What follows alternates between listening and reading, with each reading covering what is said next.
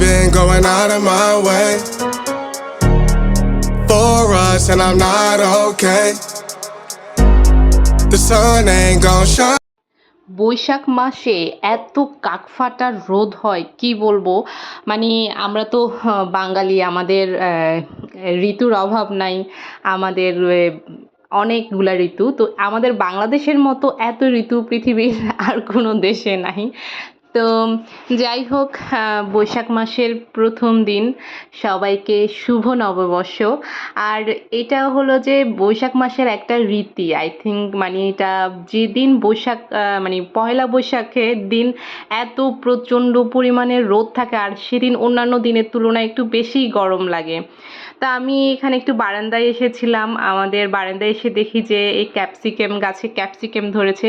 আরও একটা ক্যাপসিকাম ছিল, সেটা অনেক বড় ছিল, কিন্তু সামহাও এটা কেউ ছিঁড়ে ফেলেছে বা পড়ে গিয়েছে।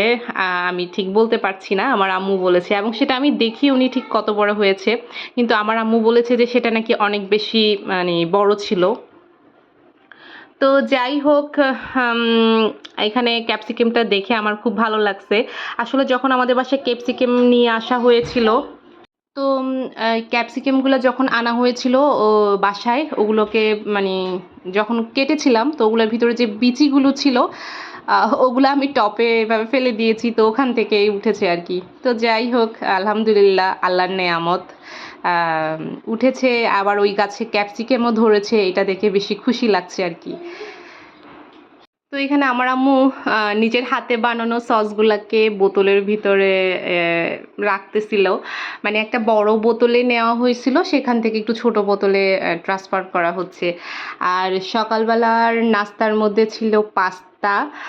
তো পাস্তা কিন্তু অনেকে অনেকভাবেই রান্না করে, কেউ নুডলসের সাথে একসাথে মিশিয়ে রান্না করে, কেউ আলাদা রান্না করে। তো আমাদের বাসায় যেটা হয় যে পাস্তা একটু আলাদাভাবেই রান্না করা হয়, আর খুব মানে সস দিয়ে, বেশি করে সস দিয়ে খাওয়া হয়, এটা সবাই পছন্দ করে। তো আমি আবার সস অনেক বেশি নিই না, আর আমি আমার মতো করে খাই আর কি। তো এক একজনের রুচি বা এক একজনের পছন্দ কিন্তু এক এক রকম। তো পাস্তা খাওয়ার জন্যই মূলত আম্মু এই সসগুলাকে এই ছোট ছোট জারগুলার মধ্যে আর কি ট্রান্সফার করতেছিল। তো এই যে দেখেন, পাস্তাটা কিন্তু দেখতে যতটা লোভনীয় হয়েছে, খেতে কিন্তু এর চাইতেও বেশি টেস্ট হয়েছে। ও তো যারা পাস্তা পছন্দ করেন তারা তো এটা দেখে অবশ্যই লোভ সামলাতে পারবেন না, আমি জানি।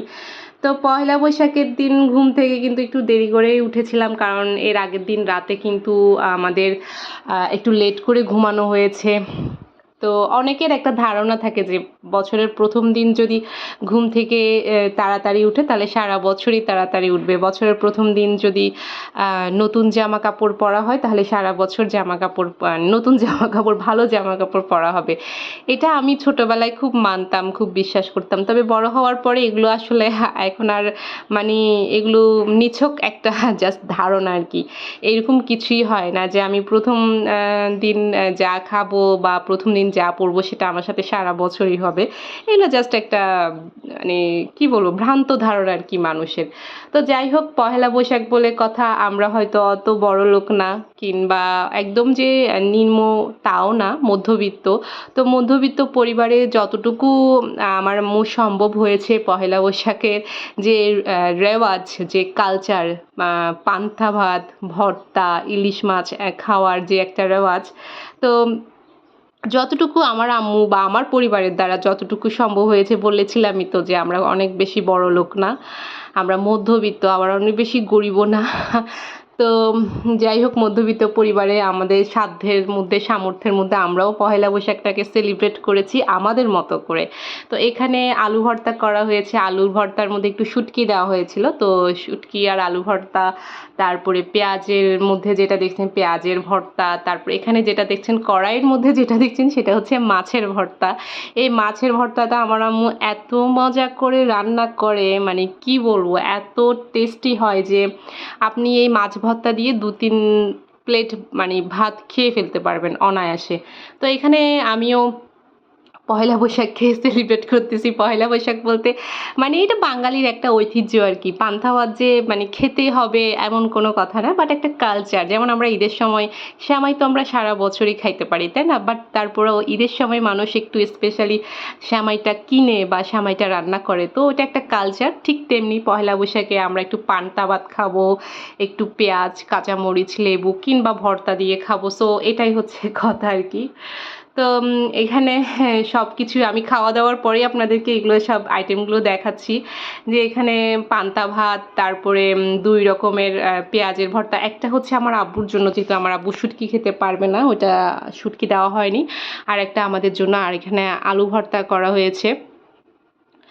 তো এরপরে বিকালে দিকে আব্বু তরমুজ নিয়ে এসেছিল, আর তরমুজটা অনেক বেশি বড় ছিল। এটা হয়তো ক্যামেরাতে আপনারা অত বেশি বোঝা যাচ্ছে না হয়তো বা কত বড়, কিন্তু এটা আসলেই অনেক বড় ছিল। তো বড় তরমুজটা আমি তো ভেবেছি যে কাটতে অনেক বেশি হ্যাসেল হয়ে যাবে, কিন্তু দেখলাম যে না, মাশাল্লাহ আম্মু খুব সুন্দরভাবেই বড় তরমুজটাকে কেটে ফেলেছে। আর তরমুজটা কিন্তু খেতে অসাধারণ ছিল এবং ভিতরটা কিন্তু খুব লাল ছিল। আর চট্টগ্রামের তরমুজ কিন্তু এমনিতেই সবাই বেশি পছন্দ করে। চট্টগ্রামের তরমুজ কিন্তু অসম্ভব ভালো হয়। আমার কাছেও মানে আমাদের এই চট্টগ্রামের তরমুজ খুব বেশি ভালো লাগে। আবার অনেক তরমুজে দেখা যায় না যে একটু বেশি পানি পানি থাকে, ওরকম তরমুজগুলো আমার একদমই ভালো লাগে না। তো যাই হোক, তরমুজটা খেলাম আর কি আমরা সবাই মিলে। তরমুজের কিন্তু জুস করা হয়। তরমুজের জুস আমি মেবি আমার লাইফে এখনও অবধি খাওয়া হয়নি। অনেকেই তরমুজের জুসটা করে খায়। আমি কিন্তু এইভাবে এমনিতেই তরমুজ খেতে পছন্দ করি, খালি তরমুজ। জুসটা কেমন হয় আমার ঠিক জানি না। তো আপনারা যারা যারা জুস খেয়েছেন একটু আমাকে বলবেন যে কিভাবে জুসটা খেলে ভালো হয় বা ভালো লাগে, অবশ্যই জানাবেন। তো এই যে আম্মু তরমুজগুলোকে কেটে নিচ্ছে, আর কাটতে কাটতে আমরা মা মেয়ে দুজন অনেক গল্প করতেছিলাম আর কি। আমরা মা মেয়ে এমনই, যখন কোনো রান্না করি কিংবা কোনো কিছু কাজ করি, যখন যদি একসাথে থাকি বা একসাথে বসি, তখন কিন্তু অনেক কথা হয় আর কি, আমাদের অনেক গসিপ হয়। তো যাই হোক, তরমুজ খাওয়া শেষ। এখন রাতের খাবারের জন্য কিন্তু আমি এখানে ওই যে ভর্তা যেগুলো ছিল সেগুলো একটু গরম করে নিচ্ছিলাম। আর আমাদের যেহেতু পুকুরের কিছুদিন আগে আমাদের পুকুর সেচেছিল, তো ওখান থেকে কিছু মাছ ছিল, এগুলো হচ্ছে আমাদের পুকুরের মাছ। তো এটা দুপুরবেলা খাওয়ার কথা ছিল, বাট আমি বলেছিলাম যে দুপুরে খাওয়ার প্রয়োজন নেই, কারণ দুপুরে অনেক কিছু ছিল এজন্য। আর মাছটা রাতেই রেখে দাও, মাছটা তখন আর খাওয়া হয়নি। তো এখানে ভর্তাগুলো আমি একটু গরম করে নিচ্ছিলাম আর কি।